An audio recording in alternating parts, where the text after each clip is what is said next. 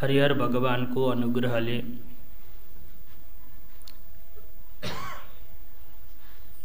हामीहरू अध्यात्म रामायणमा प्रवाहित यो ज्ञान गंगामा डुबुल्की लगाइरहेका छौं। एकतिर भगवान शंकरको त्रिशूलबाट निक्लिएकी त्रिशूली गंगा हुनुहुन्छ, जसलाई हामीहरूले सप्तगण्डकी पनि भन्ने गर्दछौं। 7 वटा गण्डकी मिलेर आएकी हुनाले उनलाई सप्तगण्डकी भनिन्छ। भगवान शंकरको त्रिशूलबाट निक्लिएको हुनाले त्रिशूली भनिन्छ। सेतो देखिने भएको हुनाले हामीले सेती पनि भन्छौं। यिनलाई सेती अनि उतापट्टिकालाई काली हो। यति पावन 7 वटा गंगा मिलेर प्रवाहित भएको स्थल जो त्रिशूली छन् र अर्कोतिरबाट भगवान विष्णुको जो देदीप्यमान स्वरूप जो शालिग्राम छ उनलाई प्रवाहित गर्दै आएकी काली गण्डकी छन्। यी दुईटा गण्डकीमा स्नान गर्दै सप्तगण्डकी र काली गण्डकीमा यिनीहरूको ठूलो महिमाको गान गरिएको छ। भारतमा बग्ने जो भागीरथी गंगा छिन् नि, कलियुगको यति समय पूरा भएपछि तिनको अस्तित्व समापन हुन्छ। भागीरथी यहाँ बस्दिनन्, ती गंगाले यो ठाउँ छोडेर जान्छन् भनेर लेखिएको छ। तर यी गंगा जो गण्डकी छन् नि, यिनले कलिको अन्तिम कालसम्म पनि सबैलाई रक्षा गर्ने भएको हुनाले, पावन गर्ने भएको हुनाले, पवित्र गर्ने भएको हुनाले यिनको ठूलो महिमाको गान गरिएको छ पुराण आदिमा। भौगोलिक दृष्टिले पनि हेर्ने हो भने गंगामा आज नुहाउन लायक छैनन् कि भागीरथीमा के हो के भएको छ यहाँ म भन्न सक्दिनँ। तर हाम्री गण्डकी देशको कमजोरी भएर भन्नुहोस्, विकास नभएर भन्नुहोस्, एकदम पवित्र छन्। अहिलेसम्म कुनै पनि क्षेत्रमा कुनै पनि न फ्याक्ट्रीका केही परेका छन्, न त्यस्ता नराम्रा पदार्थ परेका छन्। अत्यधिक पावन र कञ्चन छन्। यो पनि यी गण्डकी माताको पवित्रताको प्रमाणका द्योतक हुन्। यस्तो पावन गंगाजीको स्नान गर्दै अनि यो ज्ञान गंगामा पनि डुबुल्की लगाउनको लागि अध्यात्म रामायणलाई लिएर हामीहरू अगाडि बढिरहेका छौं। राम भगवानको दुईटा स्वरूप छ, एउटा भक्तहरूले देख्ने, एउटा ज्ञानीले देख्ने। कि कतिवटा स्वरूप रहेछन् भगवानका? दुईटा। एउटा कसले देख्दछन्? भक्तहरूले देख्दछन्, एउटा ज्ञानीहरूले देख्दछन्। कौशल्या माता भन्नुहुन्छ, हे भगवान, त ज्ञानीले देख्ने रूप चाहिएन, मलाई भक्तले देख्ने रूप दिनुहोस्। हजुरले मेरो घरमा आउनुहोस्, रुनुहोस्, आँगनमा दुकुर्नुहोस्, मेरो काखमा बस्नुहोस्, भोक लाग्यो भने चिल्लाउनुहोस्। यो भक्तले देखिने रूप हो। यसरी नै आएर हजुरले क्रीडा गरिदिनुहोस्, नत्र भने म ज्ञानी हुन सक्दिनँ, मैले त्यो ज्ञानको ठूलो रहस्यलाई बुझ्न सक्दिनँ र म तर्न सक्दिनँ। यसरी हजुर आइदिनु भएन भनेर कौशल्या माताले प्रार्थना गरेको हुनाले भगवान श्रीराम यो भूमि भागमा, मतलब यो भूतलमा आउनुभएको। के कसको पनि उद्धार गर्नु पर्यो भनेर, भक्तको पनि उद्धार गर्नु पर्यो भनेर। त्यो परमात्मा जो निरीह छ, आकाश जस्तो छ, जसको आकारै छैन, यस्तो नराम्रो खाले व्याख्या गर्छ कि वेदान्तले। कस्तो छ परमात्मा भन्दा, जसको आँखा पनि छैन, नाक पनि छैन, केही पनि छैन, आकाश जस्तो छ अरे। अब त्यो परमात्मालाई के गर्ने नि हामीले?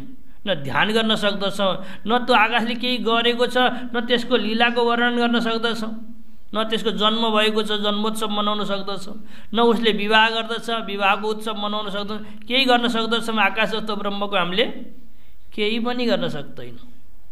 अब हामीलाई विवाह उत्सव पनि मनाउनु छ, जन्मोत्सव पनि मनाउनु छ, त्यो परमात्माको ध्यान पनि गर्नु छ, आँखा दृष्टिगोचर त्यो परमात्मालाई बनाउनु छ भनेर यी भक्तहरूले प्रार्थना गरेपछि त्यही सच्चिदानन्द, जसलाई भन्दछ वेदान्तले, जसलाई आकाश जस्तो छ भनेर योगीहरूले, ध्यानस्थ व्यक्तिहरूले भन्दछन्, निर्गुण, निरीह, निर्विशेष, निराकार, यस्ता यस्ता शब्द लगाउँछन् के। त्यही परमात्मा सगुण साकार हैन बनेर हामी सबैको मनलाई रञ्जित गर्दै, पावन गर्दै, पवित्र लीलाहरूलाई गर्दै हामीलाई उद्धार गर्दछ। त्यस्तो भगवान, तिनी देवी देवताहरूमा पनि सर्वश्रेष्ठ हुनुहुन्छ भगवान राम। यो भगवान महादेव भन्नुहुन्छ, मैले भनेको होइन। हे उमा, अगाडि आउनेवाला छ प्रसङ्ग। हे पार्वती, भगवान रामको चरित्र जसले सुन्यो त्यो व्यक्तिले अरूको चरित्र सुन्दैन। यति सहज स्वभाव छ परमात्माको, यति कारुण्यमय स्वभाव छ परमात्मा श्रीरामको, यति भक्तमाथि त यसरी उद्धार गर्नको लागि टुट पर्नुहुन्छ, यस्तो स्वभाव छ। अरूले परीक्षा लिन्छन्, दुःख दिन्छन्, सताउँछन्, अनि बल्ल आएर उद्धार गर्छन् भने राम भगवानको यस्तो स्वभाव छैन कि। भक्तमाथि त छिटोमा छिटो द्रवीभूत हुने, छिटोमा छिटो पग्लिने कुनै परमात्मा हो भने त्यो राम स्वरूपको परमात्मा हो भनेर महादेवजी अगाडि भन्दै हुनुहुन्छ। पावन प्रसङ्गहरू सुनाउनुहुन्छ कि। एक दिन विभीषण जङ्गलमा हिँड्दै थिए, राजा भइसकेपछि, भगवानले राजा बनाइसकेपछि एउटा वृद्ध, नबोल्ने, साधनामा रहेका, मौन व्रत धारण गरेका ब्राह्मणसित केही संवाद भयो। संवाद बिग्रिएपछि विभीषणलाई क्रोध आयो, उनले शस्त्र चलाइदिए, त्यो ब्राह्मणको हिंसा भयो, मरे, ब्राह्मण हत्या भयो विभीषणबाट। सबै ऋषिवृन्दहरू घनिए, सबैले आफ्ना तागत लगाएर विभीषणलाई बाँधेर पल्टाए, तँलाई फटा। साधना गर्ने, एउटा मौन व्रतमा रहेका ब्राह्मणलाई मार्ने, राजा भयो भने यस्तो दुरुपयोग गर्ने भनेर सबै ब्राह्मणहरूले आफ्नो तपोबलद्वारा हैन त्यो विभीषणलाई बाँधेर पल्टाए। सबैले पिड्छन्, यता र उता गर्छन्, प्राणै जाँदैन। के गर्ने होला, आत्तिरहेका थिए, यसलाई मार्नुपर्छ, यसलाई राख्ने होइन भनेर सबै व्यक्तिहरू आत्तिरहेका थिए। त्यही बेलामा भगवान रामले थाहा पाउनुभयो विभीषणलाई ब्राह्मणले बाँधेर राखेका छन् रे भनेपछि हम्फाल्दै दुकुर्दै, जसरी गोठमा आफ्नो बच्चा रहेको बेलामा गाईहरू अन्धो भनेर जङ्गलबाट दुकुर्दै आउँछन्, भगवान रामले पनि विभीषण आपतमा छ भने थाहा पाएपछि दुकुर्दै हम्फाल्दै पुग्नुभयो। अनि सबै ब्राह्मणहरूले रामजीलाई देखेपछि प्रसन्न भए।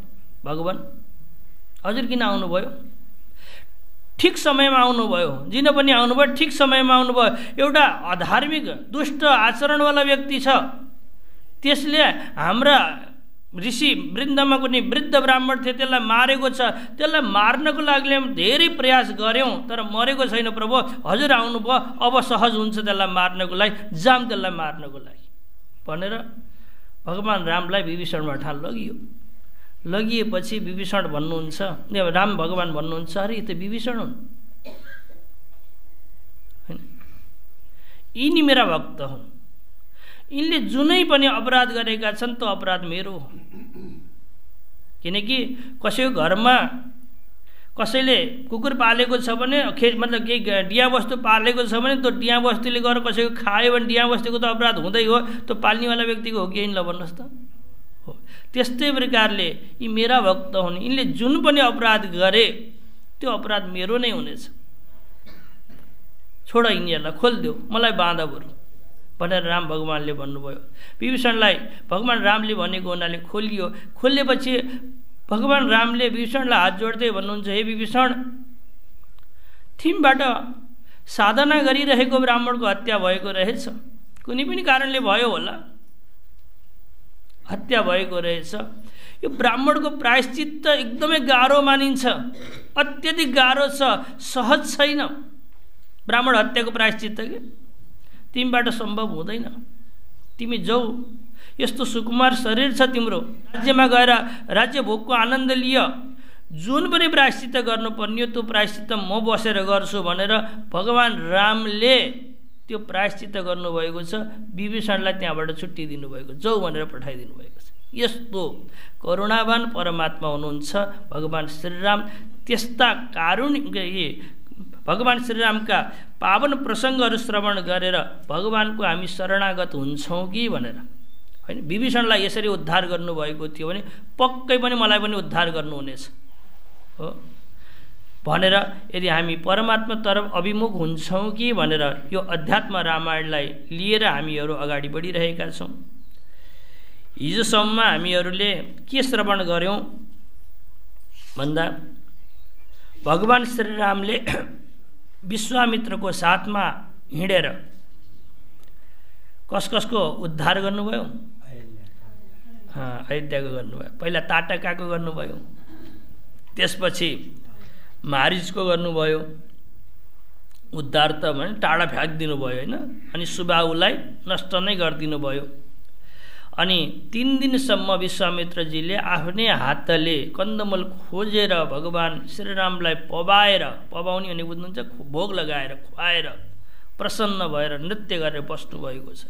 आजसम्म गरेको साधना मेरो सफल भयो, परमात्मा श्रीरामलाई मैले आफ्नै हातले बनाएर खुवाउन पाएँ भनेर प्रसन्न हुनुभएको थियो। 4थो दिन लागेपछि उहाँले भन्नुभयो, झाम अब एउटा धनुर्यज्ञ राजा जनकले आयोजना गर्नुभएको छ, त्यो ठाउँमा हामी जानुपर्दछ भनेर जाँदा बिचमा भेट्यो, गौतम ऋषिको आश्रम भेटियो, जसमा पाषाण बनेर ढुङ्गो बनेर बसेकी अहिल्याको भगवानले उद्धार गर्नुभएको छ। यो पावन प्रसङ्ग श्रवण गरेपछि तुलसीदासको मन पनि अत्यधिक भावुक भएको थियो हो।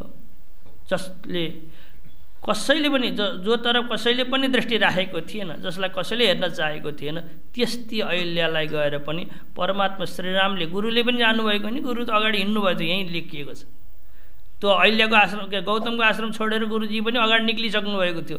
भगवान रामले नै जिज्ञासा गर्नुभयो, अनि गुरुले भन्न पर्यो, जब तिमी यो प्रसङ्ग श्रवण गर्न चाहन्छ भने सुन भनेर भनेपछि भगवानलाई लाग्यो अब यिनको उद्धार गर्नु मैले नै पर्दछ भनेर गएर अहिल्याको उद्धार गर्नुभयो। अहिल्याले यदि राम्रोसित प्रार्थना गरी र आफ्ना पतिदेवलाई फेरि प्राप्त गरेको जो पावन प्रसङ्गलाई हामीले श्रवण गऱ्यौँ। अब 6 सर्ग 30 नम्बरको पृष्ठ। सूत उवाच, सूतजी भन्नुहुन्छ, ए सौनकादि ऋषि हो, यही कथा हो कि यही कथा रामजीले महादेवजीलाई सुनाउनु भएको छ, यही कथा महादेवजीले पार्वतीलाई सुनाउनु भएको छ, यही कथा सूतजीले सौनकादिलाई सुनाउनु भएको छ, यही कथा ब्रह्माजीले नारदलाई सुनाउनु भएको छ, यही कथा काकभूषणजीले कसलाई सुनाएका छन्, इत्यादि प्रकारले धेरै व्यक्तिहरूले एउटै कथा सुनाएका छन्। त्यही भएर यहाँ आएको छ सूत उवाच।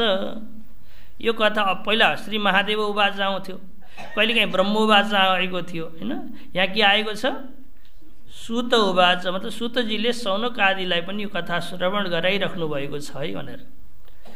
विश्वामित्रोऽथ तं प्राह राघवं सह लक्ष्मणं गच्छामो वत्स मिथिलां जनकेनाभिपालितां।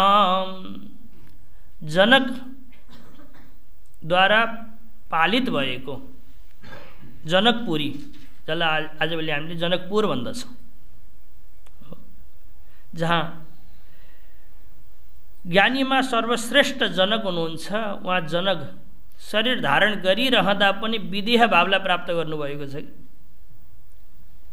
विदेह जनक भनेको बुझिन्छ, उहाँको एउटा विशेषण हो कि विदेह भनेको, विदेह भनेको शरीर छ तर हामीलाई शरीरको भान छ नि, यता दुखेको छ, यता पोलेको छ, अनि यतापट्टि यो भएको छ भन्ने भान छैन हामीलाई, उहाँलाई भानै हुन्थेन कि। याज्ञवल्क्यले सोध्नुभएको छ, यो जनक कस्तो अनुभव गरिरहेका छौ भनेर।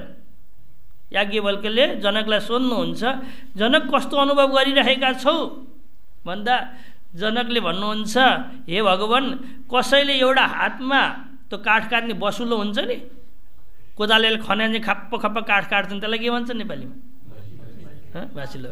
बासुलीले काटोस् र एक अर्को हातमा कसैले चन्दन लगाओस्, मैले समान अनुभव गर्नेछु। के भन्ने उनले? एउटा हातमा कसैले बासुलोले काटोस् अनि अर्को हातमा कसैले चन्दनको लेप गराओस्, हैन? सबैभन्दा आनन्द दिने चन्दनको लेप, सबैभन्दा कष्ट दिने बासुलोले काट्नु, यी दुईटैमा मैले एउटै अनुभव गर्नेवाला छु भनेपछि याज्ञवल्क्य प्रसन्न भएर नाच्न थाल्नुभयो। मेरो चेलोले यस्तो भनेको सुन्दाखेरि होइन, अभयम वै जनक प्राप्त होस्, हे जनक अब तिमीलाई कसैले रुलाउन सक्दैन। रुलाउने भनेको शरीर हो, शरीरको भानबाट तिमी निक्लिसकेका रहेछौ, आजदेखि तिमी विदेह भयौ अरे। के भयो? हामी विदेह हुनलाई मर्नुपर्छ। के हार्नुपर्छ? हामी विदेह हुनलाई मर्नुपर्छ। तर जनकजी जिउँदै विदेह भावलाई प्राप्त गर्नुभएको थियो। त्यस्ता जनकले द्वारा रक्षित मिथिला नगरीमा जाउँ आज भनेर विश्वामित्रले राम र लक्ष्मणलाई लिएर अगाडि बढ्नुभयो। अगाडि बढ्नुभएको थियो।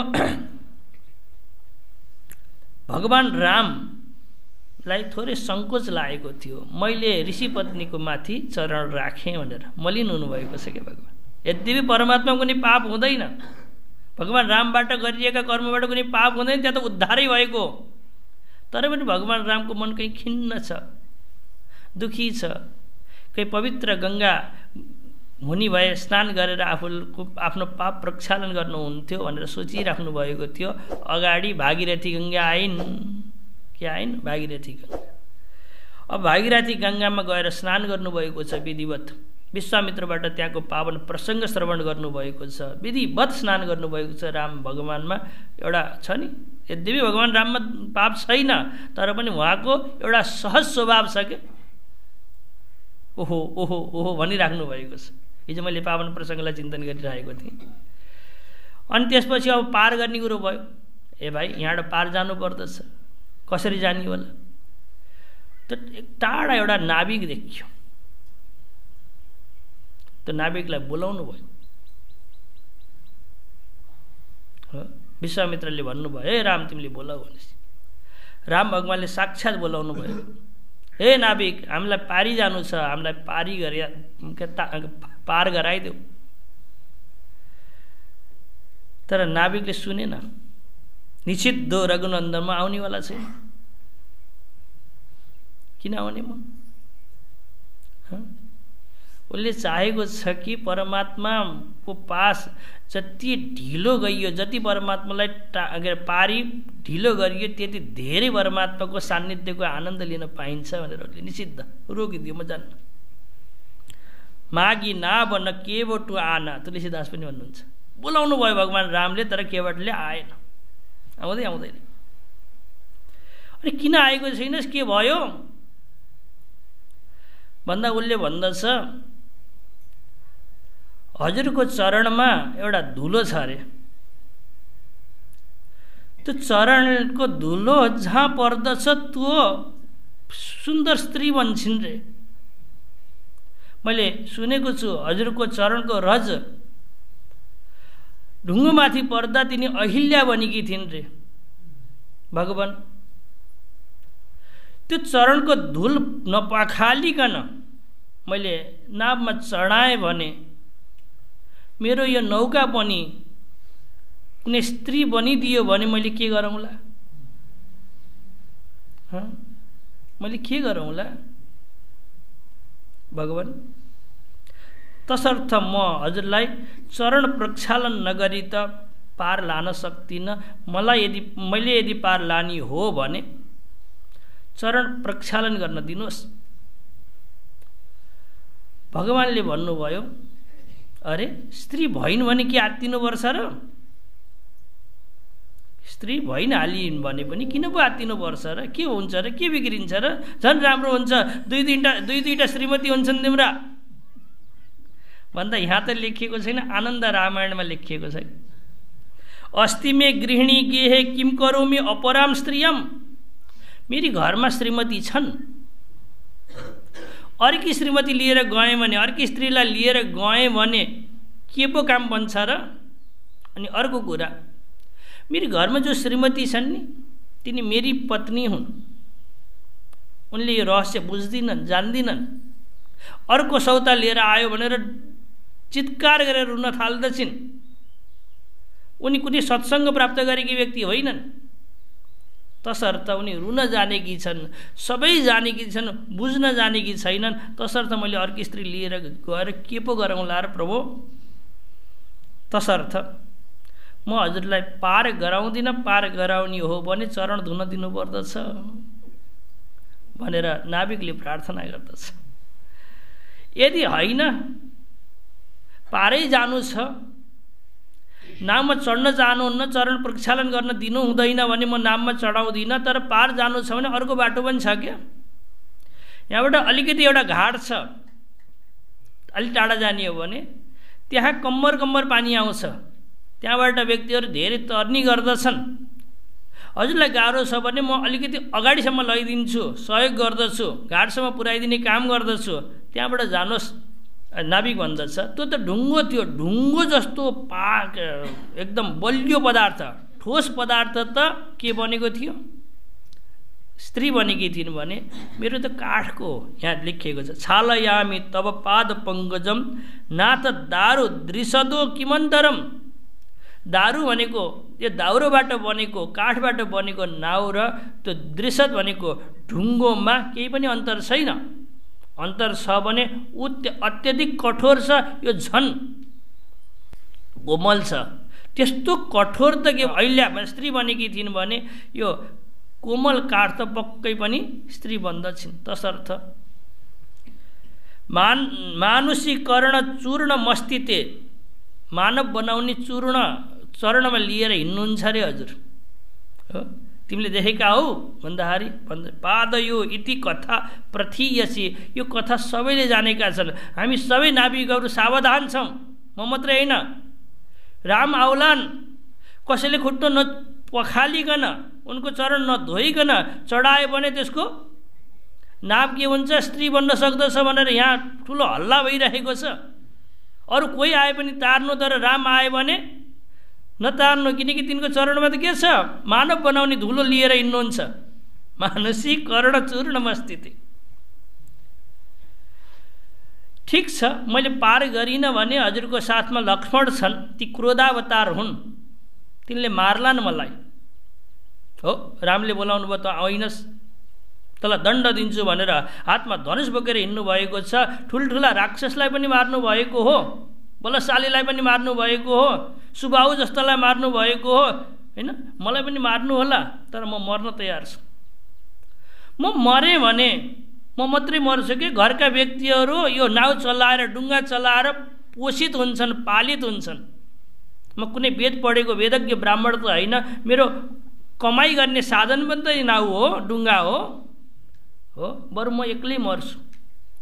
तर यो नाउ मेरो कुनै हालतले डुङ्गा के अरे स्त्री भइदियो भने त अब हाम्रो त आर्जन गर्ने साधन केही पनि छैन। म वेदपट्टि ब्राह्मण पनि केही पाठ गर्न जान पाइनँ, अरू कुनै साधन मसित छैन। अनि हामी सबै परिवार नै नष्ट हुन्छ। अगाडि भन्ने पादाम भुजम ते विमलम हि कृत्वा पश्चात परम तीरम अहम नयामी नोचेत तरी भनेको डुङ्गा, सद्युवती रूपवती स्त्री बनेर मलेन भनेको हजुरको चरण रजद्वारा स्याचेत विभो विद्धि कुटुम्ब हानि, हाम्रो पुरा परिवार नष्ट हुन्छ। किनकि हाम्रो त जीवन जिउने सहयोगी भनेकै यो डुङ्गा हो। तसर्थ प्रभु, म हजुरले बोलाउने बित्तिकै आएको छैन। पहिला निर्णय गर्नुहोस्, चरण प्रक्षालन गर्न दिनुहुन्छ भने म आउँछु, नत्र भने आउने छैन। ध्यान दिनु होला है। फेरि चरण प्रक्षालन गरेपछि पनि फेरि डुङ्गासम्म आउँदाखेरि फेरि माटो लाग्दछ, धुलो लाग्दछ, अनि त्यो चरण रजले फेरि स्त्री भइदिनु भने, चरण पखालेपछि पनि मलाई बोकेर नाउसम्म ल्याउने अधिकार छ भने म आउँछु, नत्र भने आउँदिनँ, होइन? यस्तो तर्क देखेपछि भगवान राम पनि हाँस्नुभयो। लक्ष्मणलाई भन्नुभयो, लक्ष्मण यो बेलामा क्रोधाविष्ट नबन, त्यसको शरीरलाई नहेर, त्यसको मनलाई पढ न, कति आनन्द आइरहेको छ। कहाँ तिमी क्रुद्ध भएर रिसाएको? यो बेलामा रामजीले बारम्बार बोलाउनु भएको छ, छैन भनेर किन रिसाएका छौ? यो बेला आनन्द ल्याउ न भनेर यतापट्टि गुरुजी बसेर हाँस्नु भएको छ। राम र केवटको संवाद देखेर यता लक्ष्मण क्रोधाविष्ट बनेका थिए। राम भगवानले फर्केर लक्ष्मणलाई सम्झाउनु भयो, यहाँको आनन्द लियो। अनि त्यसपछि भगवान रामले लक्ष्मणलाई सम्झाएपछि आज्ञा दिनुभयो, ठिक छ, हो तिमीले आएर जसरी तिम्रो नाभको सुरक्षा हुन्छ, यस्तै छ, जीविकाको सुरक्षा हुन्छ, त्यस्तो काम गर। भगवानले भनेपछि नाभकले भन्दछ, यस्तो घुमाउरो भाषा बुझ्दिनँ म, साफ साफ शब्दमा भन्नुपर्छ। हुन्छ आइजा पाद प्रक्षालन गर भन्नुभयो भने सिधा भाषा हुनुपर्छ कि घुमाउरो भाषा म बुझ्दिनँ यस्ता भाषा। यदि पारी जानु छ भने। भगवान एउटा कुरा म यहीँ बिन्ती गर्दछु, जति चिज पनि लिन्छु म यही वारी नै लिन्छु, पारी गसी केही लिन्न है। म जति पनि चिज लिँदैछु म के गर्दछु, वारी नै लिन्छु, पारी गसी म केही पनि माग्नेवाला छैन। यो पनि ध्यान दिनु होला। म वचन दिन्छु, दशरथ आदि सबैको कसम खाएर भन्छु, म पारी गएपछि केही पनि लिन्न। हेर्नु कति मिठो भाव छ। पारी गएपछि जबरजस्ती दिन चाहनुभयो भने यही कसम खाहान कि म पारी गएपछि केही पनि लिने छैन भनेर यसो भनेपछि भगवान राम मान्नुभयो। इत्युक्त्वा छालितौ पादौ, यसरी चरण प्रक्षालन गर्नको लागि कठौतीमा जल भरेर ल्याएका छन्। कुनै भाँडो विशेषमा जल भरेर लिएर आएका छन्। नजिकै आफ्ना स्त्री पुत्रहरूलाई लुकाएर राखेका थिए। भगवान राम मान्नुभयो भने त्यो सुवर्ण अवसरमा हामी चुक्नु हुँदैन है भनेर अनि सबैलाई इसारा गरे, आओ आओ, मान्नुभयो राम भगवान, आओ आओ भनेपछि सबै छोरा नातिहरू अन्त परिवारहरू सबै आएर परमात्मा श्रीरामको चरण धुन थालेका छन्। देवी देवताहरूले विचित्र आनन्द लिइरहेका छन्। ओहो, वामन रूपमा यो सारा जगलाई नाप्ने भगवान श्रीरामका ती चरण ब्रह्मा विष्णु महेशद्वारा पनि प्राप्य छैनन्। ब्रह्म चरण योगीहरू ध्यानस्थ बन्दछन् त चरणको दर्शन गर्नको लागि, स्पर्शन गर्नको लागि पनि सकेका छैनन्। दर्शनमा पनि आउनुभएको छैन कि ध्यानमा पनि आउनुभएको छैन। त्यस्तो चरण समातेर आफ्ना परिवारसहित यो नाविकले धुलाउँदैछ, पक्कै पनि यसले कुनै ठुलो पुण्य गरेको हुनुपर्दछ भनेर उनीहरूले के गर्दछन्, गान गरिरहेका छन्। अनि त्यो जल पावन गरेर आफ्ना कुटुम्ब परिवार सबैलाई उद्धार गरेका छन्। कसले? नाविकले, होइन। यसरी पर पार लगेपछि भगवान रामले फेरि भन्नुहुन्छ केही त लिनुपर्दछ भन्दा नाविकले भन्दछन्, समान व्यवहार गर्ने व्यक्तिमा लेनदेन हुँदैन। मेरो पनि गाडी छ, हजुरको पनि गाडी छ भने हजुर चढेर जानुभयो भने मैले पैसा माग्छु र माग्दिनँ, फेरि अर्को दिन हजुरको गाडीमा चल्छु, यस्तै त हुन्छ। हजुर पनि पार गराउने व्यक्ति हो, म पनि पार गराउने व्यक्ति हो। हामी त एउटै जातका एउटै काम गर्नेवाला व्यक्ति हौँ नि। एउटै काम गर्ने व्यक्ति, एउटै जातका व्यक्तिमा लेनदेन हुँदैन ब्रो, थाहा रहन्छ हजुरलाई हो। हजुरले भवसागर पार गराउँदाखेरि नलिदिनु होला, यो कामी छ होइन, जातको पनि नराम्रो छ, खानपिन पनि राम्रो छैन, यस्तो भनेर अस्वीकार नगरिदिनु होला, पारै गराइदिनु होला। मैले आज पारी गराएँ, त्यसको वरदान यही चाहन्छु कि मलाई भवसागर पार गराउने बेलामा तपाईँले यो यस्तो छ उस्तो छ केही पनि दोष नदेखिदिनु होला, पारी गराइदिनु होला। किनकि हजुर र मेरो काम भनेको त एउटै हो, हजुर र मेरो जात भनेको त एउटै हो। हजुरले गर्ने काम र मेरो गर्ने काममा केही भेद छैन। मैले पनि पार गराएको छु, हजुरले पनि पार गराउनुहुन्छ। एउटा बनारसमा एउटा मुसलमान थिए कि उनीलाई यो फाटेका नोटहरू हुन्छ नि, चल्दैन थिए, हामीले चलाउन सक्दैनथ्यौँ अथवा कसैले चलाउन सक्थ्यो, त्यो दोकानमा लडिदिन्थे कि तिमीले दिएका अथवा केही सामान देऊ भन्ने अनि त्यो फाटेको नोट दिने, तर तिमीले निषेध नगर्ने कि जस्तै फाटेको नोट भयो नि लिने। बनारसका मान्छेहरूले फाटेका नोट पाए भने दुगुर्दै जान्थे, त्यसै कहाँ गएर के गर्दथे, सामान किन्ने, अनि उसले फाटेको नोट पनि नहेर्ने अनि लिदिने। किन यसो गर्छ, किन यसो गर्छ, सबै आत्तिन्थे। कसैले त तैँबाट लिएर गएको ल मेरो साट्दे भनेर सामान पनि किन्नु छैन भने, अस्ति नै सामान किनेको थिएँ, तेरो यहाँबाट लगेको फाटेको नोट यो साट्दे भन्दाखेरि पनि साटिदिन्थे। जीवनभर यसरी नै उनले जीविका गरे, आफ्नो दोकान चलाए।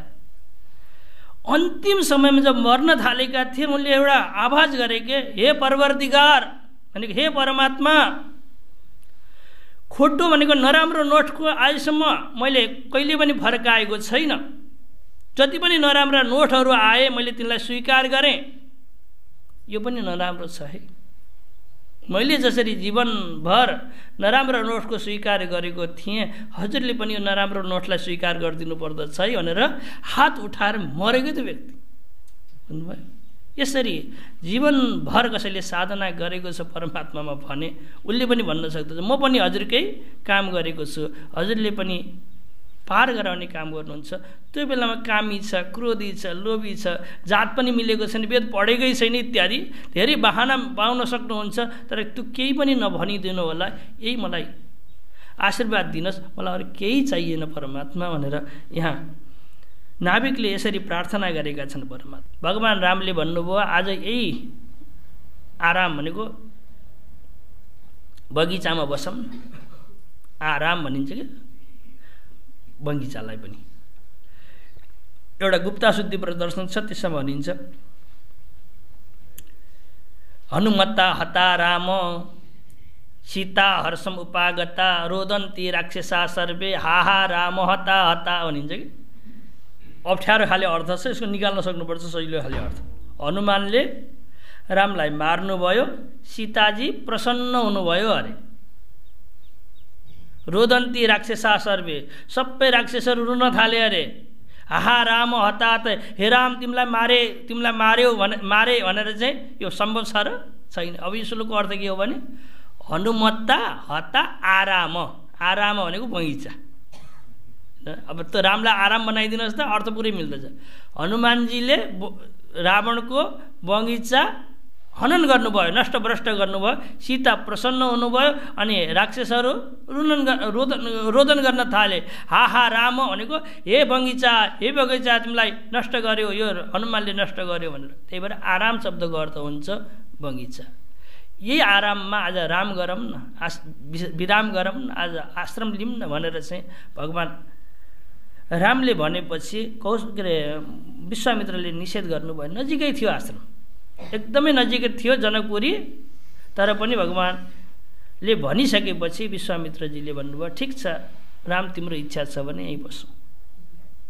बस्ने निर्णय गरेर भोलि फुल चाहिन्छ नि गुरुदेवलाई पूजा गर्ने बेलामा भनेर राम र लक्ष्मणले फुल टिप्न भनेर थालेका थिए। उता जनकजीले थाहा पाउनुभयो विश्वामित्रजी आउनुभएको छ।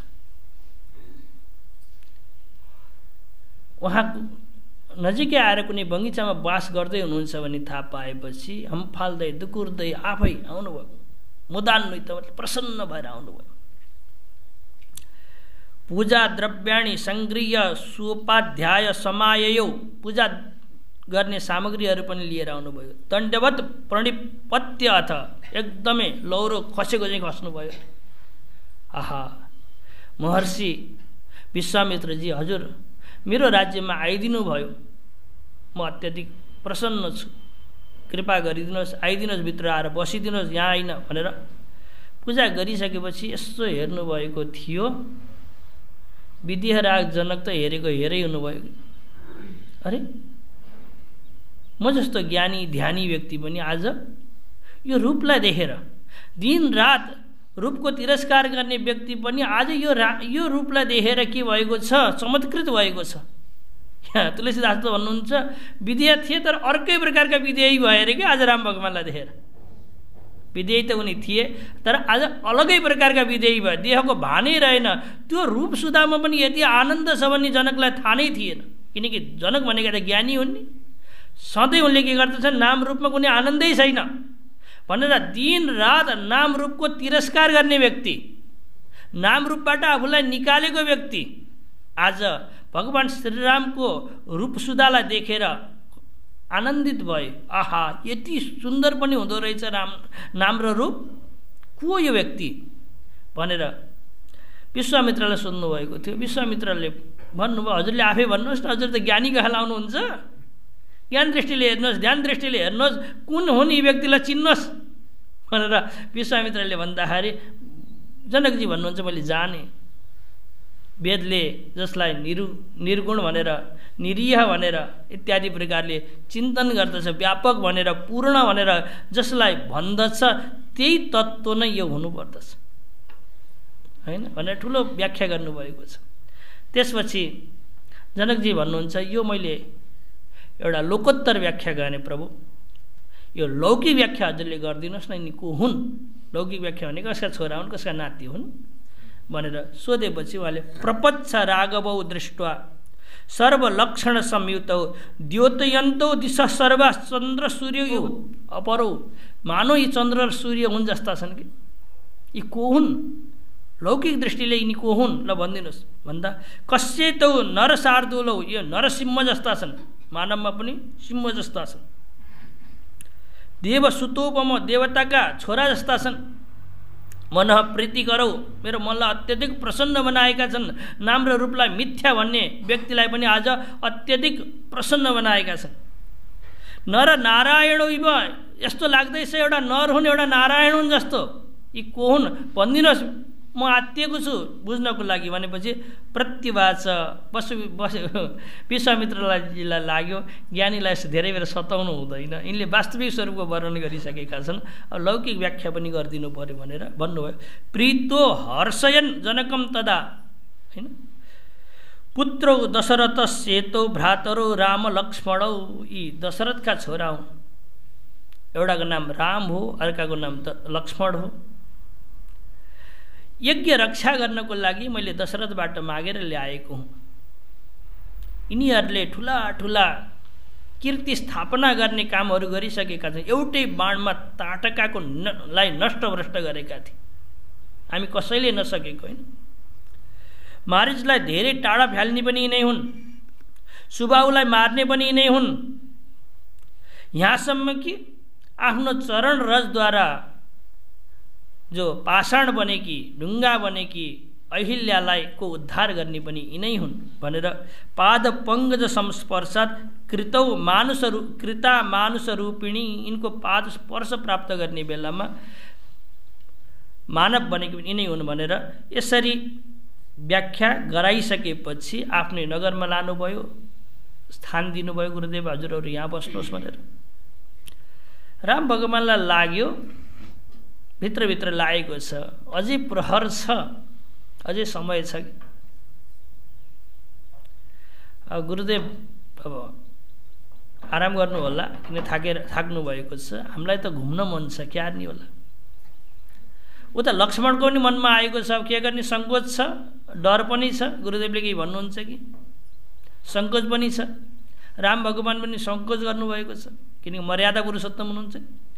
कृष्णजीको लीलामा हेर्नुहोस् न, बुवाले नजा जान हुन्न भन्दा हामी त गएर आइहाल्ने भनेर निक्लेर दुर्नु भएको थियो, होइन। उहाँ मथुराको नगर घुम्न जाँदा, तर यहाँ त सङ्कोची स्वभाव छ, भन्न सक्नुभएको छैन। अगाडि गएर धेरै बेर पछि भन्नुहुन्छ, गुरुदेव लक्ष्मण यो मिथिला नगर घुम्न चाहेका छन्, के गर्ने होला। घुम्न जानुभएको त आफू पनि छ, के भन्नुहुन्छ, यी लक्ष्मण मिथिला नगर घुम्न चाहेका छन्, के गर्ने होला। हजुरको आज्ञा भयो भने त्यसै जान्नु, होइन। मलाई पनि जाने इच्छा छ, फेरि कसैलाई लगाएर पठाइदिनु भयो भने म पनि वञ्चित हुन्छु नि।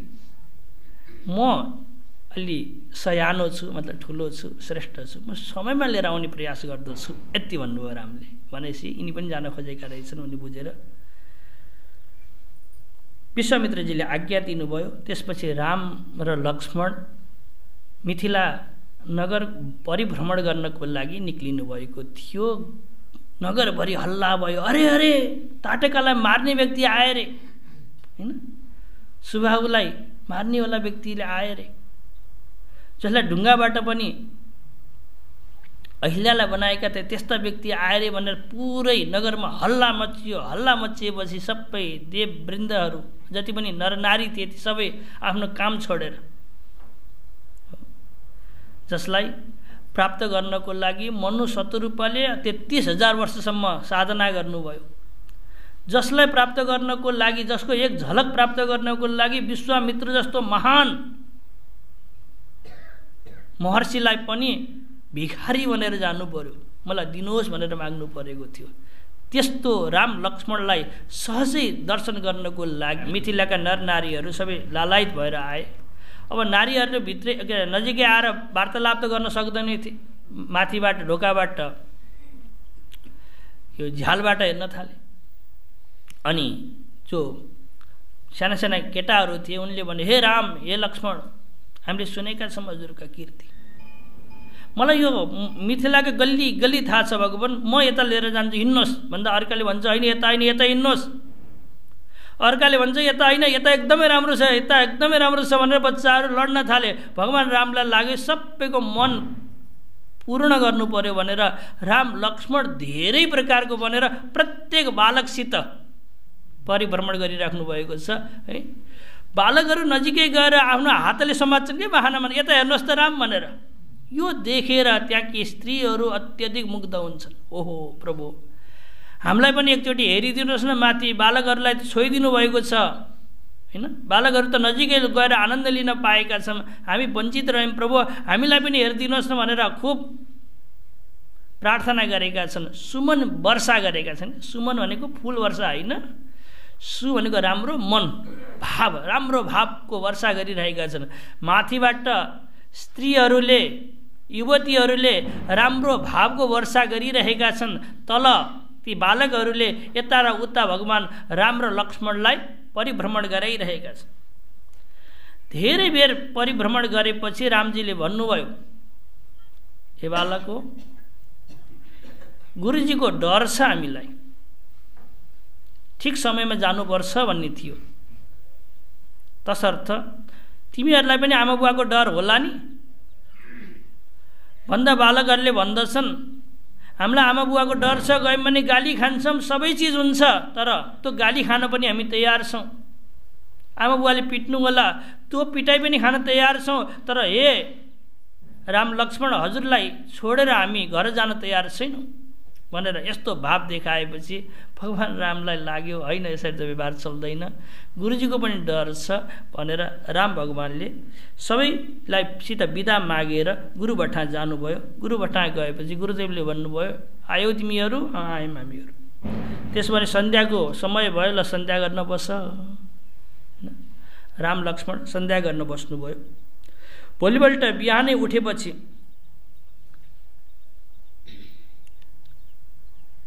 राम भगवानले विश्वामित्रको लागि फुल टिप्नको लागि बगैँचामा जानुभएको थियो। त्यही बेलामा उता सुनैनाको आज्ञा प्राप्त गरेर सीता महारानी पनि गिरिजाको दर्शन गर्नको लागि आउनुभएको थियो। सीताजीका साथमा रहेकी एउटा स्त्री आज पूजा गर्न जान्न भनेर यसो फुलबारीतिर घुम्दै थिइन्। उनले राम लक्ष्मणलाई फुल टिप्दै गरेको देखिन्। त्यसपछि त्यो रूपसुधालाई पान गर्दा उनी एकदम भावविह्वल भइन्, आत्तिन्, छटपटाइन्, टुकुर्दै गइन्। मन्दिरभित्र गएर भन्दछिन्, नगरभरि जसको परिचर्चा भइरहेको छ, नगरका वासीहरूले जसको गुणगान गाइरहेका छन्, हिजो विश्वामित्रसित आउनुभएको थियो राम लक्ष्मण, तिनलाई मैले देखेँ भनेर भित्र गएर सीतालाई भन्न थालिन् कि कस्तो हुनुहुन्छ त नि, कस्ता छन्? अब अहिलेसम्म त देखिएको छैन, केवल सुन्नेको छ, नगरभरि हल्ला भएको छ। स्त्री जातिकी सीता त्यसै गरेर सोध्ने कुरो त भएन कहाँ हुनुहुन्छ भनेर, होइन, देख्न पाउनु भएको थिएन। उहाँले भन्दा उनले भन्दछन्, कसरी वर्णन गरौँ, आँखाले देखेको पटक्कै बोलिदिँदैन आँखा, होइन, मुखले बोल्छ तर उसले देखेकै छैन, मैले कसरी वर्णन गरौँ त रूपसुधाको भनेर उनले बताएपछि सीता पनि अत्यधिक आतुर हुनुभयो र गिरिजा मातालाई प्रार्थना गर्दै आउनुभयो। आएपछि भगवान रामले हेर्नुभयो। रामजीले देखेपछि रामजीको नयन सीताजी भन्दा बाहिर जाँदै गएन। रामजीले घोषणा गर्नुहुन्छ, मैले स्वप्नमा पनि अरू स्त्रीलाई हेर्दिनँ, आज यहाँबाट नयन किन निक्लिएको छैन, के भयो, होइन, मेरी नै स्त्री हुनुपर्छ यिनी। मेरा नयनले मेरो रघुकुलमा यस्तो चलेकै छैन, मेरो स्वप्नमा पनि परस्त्रीप्रति मेरो आँखा जाँदैन। यो लक्ष्मण, मलाई के भइरहेको छ आज भनेर नजिकै रहेका लक्ष्मणलाई सोद्धाखेरि लक्ष्मणले नि भन्दछन्, आज के भइरहेको छ मलाई, मानौ मलाई सुमित्रा माताले हेर्नुभएको छ जस्तो लागिरहेको छ। सीता माताले मलाई हेरिरहँदा यस्तो लागेको छ, सुमित्रा माताले हेरिराख्नु भएको छ, वात्सल्य मप्रति आइरहेको छ, तसर्थ मलाई पनि लाग्दछ मेरो कुनै आमा जस्तो भाउजू नै हुनुहुन्छ जस्तो लाग्दछ भनेर लक्ष्मणले भने। धेरै पावन प्रसङ्गहरू छन् यहाँ, होइन। भनेपछि धेरै बेरसम्म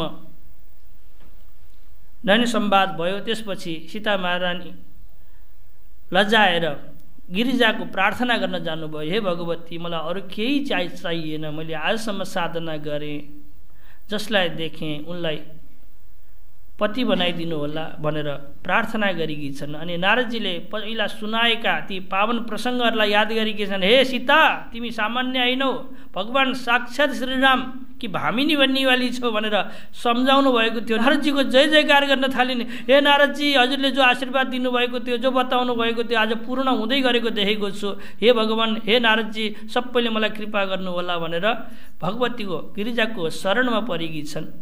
यता अब फुल टिपेर राम र लक्ष्मण गुरुबाट आउनुभयो। गुरुदेवले भन्नुहुन्छ, हे राम, आज किन ढिलो भयो? तिमीहरू फुल टिप्न जान्थ्यौ, ठिक समयमा आउँथ्यौ, आज धेरै बेर लगायो नि तिमीहरूले, के भयो भन्दा रामजीले भन्नुहुन्छ, आज अनर्थ भयो गुरुदेव। के भयो अनर्थ? यस्तो यस्तो भयो। जनकी नन्दनी सीतासित बगैँचामा भेट भयो। मैले आफ्नो मनलाई काबु गर्न सकेको छैन गुरुदेव, बारम्बार मेरो मन भागेर त्यतै गइरहेको छ भनेर आफ्नो गुरुसित पनि के निष्कपट भावले रामले वर्णन गर्नुहुन्छ। यो हो नि राम भनेको। आफ्नो भाइलाई पनि लुकाउनु भएन, आफ्नो गुरुलाई पनि लुकाउनु भएन। त्यही भएर तुलसीदासले वर्णन गर्ने बेलामा रामजीलाई शरदको चन्द्रमा भन्नुभएको छ कि, शरदकारको चन्द्रमा भन्नुभएको छ। अनि सीतालाई सामान्य चन्द्रमा भन्नुभएको छ। सीतामा एउटा कमजोरी छ, उनले गएर सुनयनालाई भनिनन्, आमालाई भनिनन्, लुकाइन् उनले। तर रामजीले आफ्नो गुरुलाई पनि, गुरुदेव के भयो आज भनेर रामजीले भनेपछि गुरुदेवले केही भन्नु भएन। मानव रामजीले आशीर्वाद मागिरहेका छन् आज, तर आशीर्वाद दिनु भएन, पूजामा बस्नुभयो। पूजामा बसेर भगवानलाई प्रार्थना गर्नुहुन्छ, हे भगवान, मैले जीवनमा केही मागिनँ, आज रामजीले मसित आशीर्वाद मागिराख्नु भएको थियो, त्यो आशीर्वाद दिने मलाई सामर्थ्य दिनुहोस्। जुन आशीर्वाद रामजीले चाहन्छन् आज मबाट, त्यो आशीर्वाद दिन नसकेर हजुरको शरणमा आएको छु भनेर विश्वामित्रले परमात्माको स्मरण गरेपछि अनि सन्ध्या मतलब पूजा गरिसकेपछि आएर रामजीलाई आशीर्वाद दिनुहुन्छ, हे राम, तिम्रो जो मनोरथ छ त्यो मनोरथ पूर्ण होस् भनेर। त्यसपछि बेलुका सन्ध्यामा रामजीलाई भन्नुहुन्छ, लक्ष्मणलाई, सन्ध्याको बेला भयो, तिमीहरू सन्ध्या गर्न बस। सन्ध्या गर्नको लागि छतमा गएर बस्नु भएको थियो। चन्द्रमालाई देख्नुभयो रामजीले। चन्द्रमालाई देखेर गाली गर्न हे चन्द्रमा, के ठुलो पल्टिन्छस्, म सुन्दर हुँ भनेर? त म त लाखौँ दोष छन्, दाग छ पहिलो कुरो। अर्को कुरो, चन्द्रमा उत्पन्न भयो भने विरही व्यक्तिलाई तडपाउँदछस्, अनि त क्षय हुँदै जान्छस्। तभन्दा राम्री त जनक नन्दनी जो सीता हुनुहुन्छ, कयौँ गुणा राम्रो हुनुहुन्छ भनेर रामजी बडबडाउन थाल्नुभयो। लक्ष्मण यता पञ्चपात्र बजाउँदैछन्, रामजी यसरी बडबडाउन थाल्नुहुन्छ। हो, भवानी पनि यति सुन्दर हुनुहुन्न, उहाँ त आधा हुनुहुन्छ अरे। भवानी पनि के हुँदैन, यति सुन्दर हुनुहुँदैन, उहाँ त आधा हुनुहुन्छ। रति पनि सुन्दर छैनन्, सधैँ दुखी हुन्छन्, मेरो पतिको शरीर छैन भनेर। हो, अनि लक्ष्मी पनि त्यति सुन्दर छैनन्, किनकि उनका दाजुभाइ कस्तो छ, विष र बारुणी उनका दाजुभाइ हुन् के, समुद्र मन्थनबाट निक्लेकी हुन् नि। दाजुभाइ को भए, विष पनि भए, बारिराहरू मतलब रक्सीहरू पनि उनका दाजुभाइ भएको हुनाले दुखी छन् लक्ष्मी पनि। तर कुनै पनि दोष नभएकी सीताजी हुनुहुन्छ भनेर रामजी बडबडाउन थाल्नु भएको छ। लक्ष्मणजीले पञ्चपात्र आज पनि बचाउनुहुन्छ, भगवान कहाँ जप गर्न बस्नुभएको हजुर त भनेर, होइन? यस्ता पावन प्रसङ्ग भइसकेपछि गुरुदेवले भन्नुहुन्छ, जाम अवज्ञको बेला भयो, हेरौँ आज के बजिरहेको छ यहाँ। मनलाई यतै फर्काउनुहोस्। विश्वामित्रजीले राम लक्ष्मणलाई भन्नुहुन्छ, जाउँ आज अब यज्ञमा, आज हेरौँला कसले त्यो विभूषणलाई, सीतालाई प्राप्त गर्ने त्यो सौभाग्यलाई प्राप्त गर्दछ भनेर विश्वामित्रले भन्दा लक्ष्मणले भन्दछन्, जसले प्राप्त गर्ने उसले त आशीर्वाद पाइसकेको छ गुरुदेवको, हामी त ढुक्क छ भनेर विश्वामित्रजीले आफ्ना दुईटै शिष्य राम र लक्ष्मणलाई लिएर सभा हालमा जानुहुन्छ।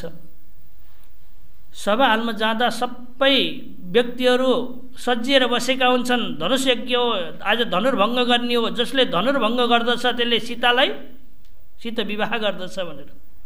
जब राम लक्ष्मण प्रवेश गर्नुभयो सबैले आफ्नो अनुसार देखे के राम लक्ष्मणलाई। जहाँ बसेका राजाहरू थिए उनले देखे कुनै बलशाली योद्धा हुन् भनेर। वहाँ बसेका स्त्रीहरू थिए उनीहरूले देखे अरे कति सुकुमार छन् भनेर, कति राम्रा छन् भनेर। र आमाहरू बसेका थिए आफ्नै छोरोको रूपमा देखे हैन। सबैले आफ्ना मल्ला नाम असनी कमसमलाई मार्नको लागि जो युद्ध भूमिमा जानुभएको थियो त्यो बेलामा त्यहाँ बसेका व्यक्तिहरूले जसरी भगवान् श्रीकृष्णको दर्शन गरेका छन् त्यस्तै प्रकारले आज त्यहाँ बसेका सबै व्यक्तिहरूले भगवान् रामलाई अलग अलग रूपमा देखेका छन्। तुलसीदास भन्नुहुन्छ जिमी जस्तो भावना छ, जस्तो जस्तो भावना थियो परमात्मा आज त्यस्तै बनिदिनु भएको छ। ठुला ठुला योद्धाहरूको लागि बलशाली वज्र जस्तो भनेर देखिनु भएको छ हैन। स्त्रीहरूको लागि सुकुमार बनिदिनु भएको छ, आमाहरूको लागि छोरो जस्तो बनिदिनु भएको छ। सबै व्यक्तिहरूका भाव प्रकट गरेर जनकजी स्वयं हम्फालेर आउनुभयो हैन। अरूलाई त दासदासीहरूले राखिसकेका थिए, सेवकहरूले राखिसकेका थिए, आफैले नै आएर बाटो देखाउनुहुन्छ यता बस्नुहोस् यता बस्नुहोस् भनेर।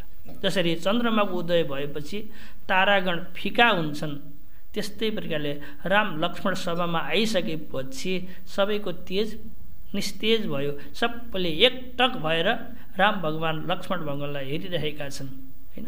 त्यसपछि कहीँ आउँछ अलग अलग प्रसङ्ग छन्, धेरै रामायण छन्। अनि जनकका सेवकले आएर घोषणा गर्दछन् आज यो धनुर्यज्ञमा आउनुभएका सबैलाई स्वागत छ, यो धनुष जसले तोड्दछ तिनले यी जानकीलाई वरण गर्नेछन् भनेर। तर हनुमान नाटकम भन्ने छ त्यसमा चाहिँ लेखिएको छ जनकजीले आफै घोषणा गर्नुभयो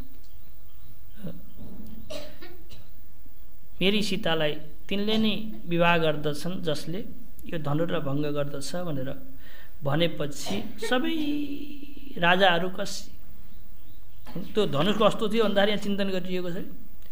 चापम गृहीत्वा बलिन पञ्चसहस्र सङ्ख्यका घण्टा शत समायुक्तम मणि वज्रादिभूषितम।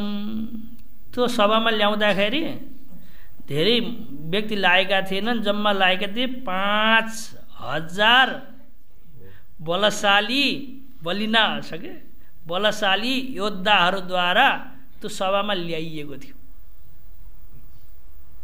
हैन। हजुरलाई थाहा नै छ यो धनुष सामान्य धनुष होइन कि। भगवान् शङ्करले त्रिपुरको दहन गर्नको लागि त्रिपुर दहनको लागि हानेको मतलब बनाएको धनुष हो कि। बाण त हान्नुभयो, त्रिपुरलाई दहन गर्नुभयो, त्यो धनुष बचेको थियो, त्यो धनुष त्यहीँ छोड्नु भएको त्यही धनुष हो। त्यो कुल परम्पराबाट बसेर आएको थियो, त्यो कसैले उठाउन सक्दैन थियो। सीताजीले एक दिन देउरे हातले उठाएर दाहिने हातले साफ गरिदिनु भयो कि तेरो फोहोरो भएको छ भनेर के गर्नुभयो देउरे हातले उठाएर अनि देउरे हातले यसरी उठाएर दाहिने हातले लिप्छन् नि त्यो पुरै लिपिदिनु भएको थियो। जनकजी उताबाट आउनुहुन्छ, अरे यहाँ तल साफ देख्दछु लिपेको देख्दछु, कसले लिप्यो छ आज? सीताजीले भन्नुहुन्छ मैले लिपेँ। अरे कसरी उठायो तिमीले? अरे के ठुलो गर्नु भन्दा यसरी उठाएँ यसरी उठाएँ। अरे गजब भयो। अनि त्यसपछि उहाँले घोषणा गर्नुहुन्छ अब सीताजीले उठाएको धनुष पनि उठाउन नसक्ने तोड्न नसक्ने व्यक्तिसित विवाह गरेर त भएन हैन। यो धनुष जसले तोड्दछ त्यसलाई नै म आफ्नी कन्या सीतालाई दिनेछु भनेर घोषणा गरेपछि त्यति व्यक्तिहरूले उठाएर ल्याइएको थियो।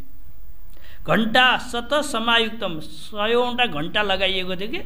त्यहाँ त धेरै ठुलो चिन्तना आएको छ लिङ्ग पुराण आदिमा यो धनुष बन्नको लागि कुन कुन देवी देवताहरू कुन कुन टुप्पामा बसेका छन् भनेर सारा देवी देवता लागेर खनिएर बनाइएको धनुष हो कि।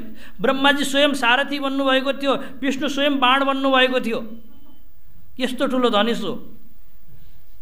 अब ब्रह्मा विष्णु त सारथी बन्नुभयो, सबै देवी देवताहरूको अंश मिलेको छ यो धनुषमा। यति श्रेष्ठ ठुलो धनुष थियो।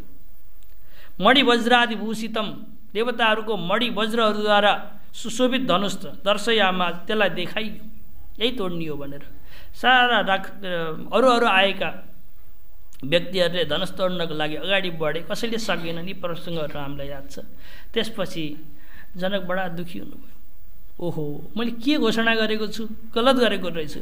सीताले त उठाएको धनुष कसैले सुरवीरले त उठाउला भनेर यस्तो घोषणा गरे। ठुला ठुला बलशाली व्यक्तिहरूले पनि उठाउन सकेका छैनन् भने अब सीता कन्या नै रहने भइन्, यिनको विवाह गर्ने पाइने भएन। मेरो वचन त मिथ्या हुन दिनु भएन नि। अब धनुष नउठाउनेलाई, धनुष नतोड्नेलाई विवाह गर्नु भएन भनेर बडा दुखी भइन्। मलाई आज लाग्दैछ यो धरा क्षत्रियविहीन भयो भनेर जनकजीले दुखी भएर सभामा भन्नुभएको थियो। लक्ष्मणजीबाट सह्य भएन र उठ्नुहुन्छ। हे जनक, अलि सम्हालेर बोल्नुहोस्। भगवान् राम बस्नुभएको छ जुन सभामा, त्यो सभामा आएर क्षत्रियविहीन भयो, धरती भयो भनेर भन्ने? जनकजी भन्नुहुन्छ यदि क्षत्रिय छन् भने सबलाई चुनौती दिएको, किन उठाउनुहुन्न त? आएर तोडिदिए त हुन्थ्यो नि भन्दा रामजीतिर इसारा गरिन्छ। रामजीले भन्नुहुन्छ गुरुदेवको आज्ञै छैन, म कसरी जाउँ? गुरुको आज्ञा हुनु पर्यो नि जानको लागि। अनि विश्वामित्रजीले आज्ञा दिनुहुन्छ। राम भगवानले खिच्नु भएको छ। सामान्य दिशश्च विदिशश्चैव स्वर्गम मर्त्यम रसातलम तद अद्भुतम अभूत तत्र देवानां दिवि पश्यताम्। दिशाहरू विदिशाहरू स्वर्ग मर्त्य रसातल सब कम्पायमान भए जब भगवान् रामले ती रथ धनुष उठाएर यसरी तान्न मात्रै थाल्नु भएको थियो। छिन्न भिन्न बनेर त्यो धनुष त्यहीँ टुक्रा टुक्रा भयो। भएपछि सीताजी अत्यधिक प्रसन्न हुनुभएको छ। भगवती गिरिजा अत्यधिक मसित प्रसन्न हुनुहुन्छ। उहाँले आशीर्वाद दिनुभएको रहेछ। नारदजीले मलाई आशीर्वाद दिनुभएको रहेछ र मैले आज जसलाई पति रूपमा वर्ण गर्न चाहेको थिएँ उनीहरूलाई पति रूपमा वर्ण गर्न पाउँदैछु भनेर सीताजीले वरमाला लिएर आउनुभयो। सीता स्वर्णमयीं मालाम गृहीत्वा दक्षिणे करे, दाहिने हातमा माला लिएर आउनुभयो। स्मितवत्रा, प्रसन्न हुनुभएको छ। जसलाई माला लगाउन चाहन्थे उसैलाई माला लगाउन पाएँ भनेर। स्वर्ण सर्वाभरणभूषित अत्यधिक दिव्य आभूषणहरू लगाउनु भएको थियो त्यो बेला। मुक्ता हारै कर्णपत्रै, होइन, धेरै आभूषणहरू लगाउनु भएको थियो। जान्दिनँ मैले।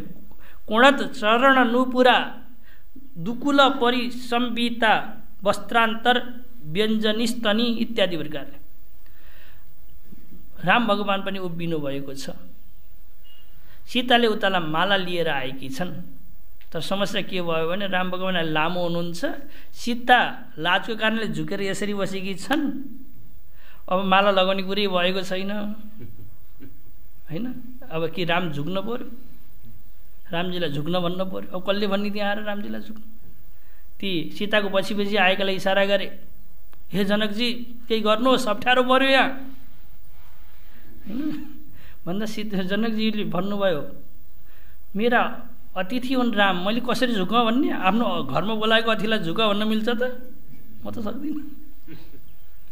त्यसपछि अरूलाई नि भनियो कि ए भन न कसैले त, अप्ठ्यारो पऱ्यो कि या त। धेरै लामो प्रसङ्ग छ। सबै विश्वामित्रलाई नि गएर भनियो, हजुरका चेला हुन् भन्नु पऱ्यो। भन्दा चेलालाई बढ त भन्न सकिन्छ, यो झुक भन्न सकिन्न। के भन्न सकिन्छ? मभन्दा माथि जा, ठुलो भई भन्न त, ठुलो भई भनेर आज्ञा दिन त सकिन्छ त, सानो भई झुक भन्न त सकिँदैन। गुरुको काम होइन यो, तिमीहरूको समस्या तिमीहरू सुल्झाओ, होइन। त्यसपछि सबैतिर हार खायो। अब के गर्ने? कोही छैन शरण्य। रामजी झुक्दै झुक्नु भएको छैन, यसरी बसिदिनु भएको छ। सीता लाजको कारणले अझै झुकेकी छन्। अनि होठो शरीर छ, दुईटा हातमा माला छ। अलिकति राम नझुकिन लगाउनै सकिन। नसकेपछि सबै सीता आएका कन्या मतलब स्त्रीहरू लक्ष्मण बाठा गरेर प्रार्थना गर्छ, कोही हाम्रो शरण्य छैन। हे लक्ष्मण, अब हे हजुर नै शरण्य हुनुहुन्छ। हजुरकी आमा जस्ती सीता दुखी हुनुभएको छ। हात लिएर त हेर्नुहोस् त, हातमा माला लिँदा लिँदा हात पनि थाकिसकेका छन्। त्यस्ता सुकुमार हात, हजुरलाई दया आउँदैन, अरू कसैलाई त दया आएन हजुर भनेर खुब फकाउँदछन्। अनि त्यसपछि अब मैले के गर्ने? दाइले गरेर त भन्न भने झुक्नुहोस् भनेर, भाइ भएका त भन्न मिल्थ्यो, है झुक भन्न हुन्थ्यो। दाइले गरेर त भन्नु भने के गर्ने होला, होइन। सरस्वतीजीले बुद्धि दिनुभएको छ लक्ष्मणलाई। लक्ष्मणलाई लाग्यो यस्तो देदीप्यमान भगवान् राम भनेर बस्नुभएको छ, यहाँको दर्शन नगरी हुँदैन भनेर लक्ष्मण दर्शन गर्नको लागि यसरी झुक्नु भएको थियो। रामजीले कहाँ यसरी दर्शन उठ उठला रहेछ झुक्नु भएको। त्यही बेला सीताजीले कस्तो शब्द छ हेर्नुहोस् है, रामस्य परिनिक्षिप्य, अब यो अवसर पाउँदिन, झुकेको अवसर, रामको माथि फ्यालेर, निक्षिप्य भनेको फ्याल्नु भन्नुहुन्छ कि, रामस्य परिनिक्षिप्य स्मर्यमान मुदम ययौ, अत्यधिक प्रसन्न हुनुभयो। हे देवरजी तपाईँले राम्रो काम गरिदिनु भयो, आज म त आत्तिएको थिएँ हो। तत्त्व मुमुदिरे सर्वे, केवल सीताजी प्रसन्न हुनु भएन, केवल लक्ष्मणजी प्रसन्न हुनु भएन, त्यहाँ बसेका सबै प्रसन्न भए। त्यति मात्रै होइन, यो दृश्यलाई देखेर देवी देवताहरू जो आकाशमा बसेर हेरिरहेका थिए उनीहरू पनि प्रसन्न भए। सर्वे राजा दारा सोलङ्कृतम इत्यादि प्रकारले भगवती सीताले राम भगवानलाई माला लगाइसकेपछि अब दशरथजीले आफ्ना कुल पुरोहित शतानन्दलाई बोलाउनुहुन्छ, विवाहको दिन निकाल्नु पर्यो भनेर। कहिले राख्ने बेला, यो माला ग्रहण भनेको त बुझ्नुहुन्छ नि, अब विवाह त शुभ मुहुर्तमा हुनु पर्यो, कहिले राख्ने भनेर बोलाउनुहुन्छ। अनि त्यसपछि विश्वामित्रजीले भन्नुहुन्छ विवाह हुन्छ भने दशरथहरूलाई पनि सूचना दिनुपर्दछ, बोलाउनु पर्दछ। छिटोमा छिटो दूतहरू पठाएर दशरथहरूलाई पनि जानकारी दियोस्, बा आमालाई जानकारी दिनु पर्यो नि होइन, हामीसँग विवाहको उत्सवमा उनीहरूलाई जोड्नु पर्यो भनेर विश्वामित्रले सम्झाएपछि, न त सबै भुलेर बसेका थिए कि, सम्झाएपछि हो पठाउनु पर्यो भनेर दूतहरूलाई पठाएको पावन प्रसङ्ग छ। आज विवाह गरौँला भनेको माला ग्रहण आज गराइयो, भोलि भगवती सीता र टिकटालो आज भयो, भोलि भगवती सीता र भगवान रामको पावन विवाहको प्रसङ्ग छ। अनि त्यसपछि अगाडि पनि हामी प्रसङ्ग चिन्तन गरौँला। ओम हरिहर भगवानको, सद्गुरुदेव भगवानको, मर्यादा पुरुषोत्तम भगवान श्री रामको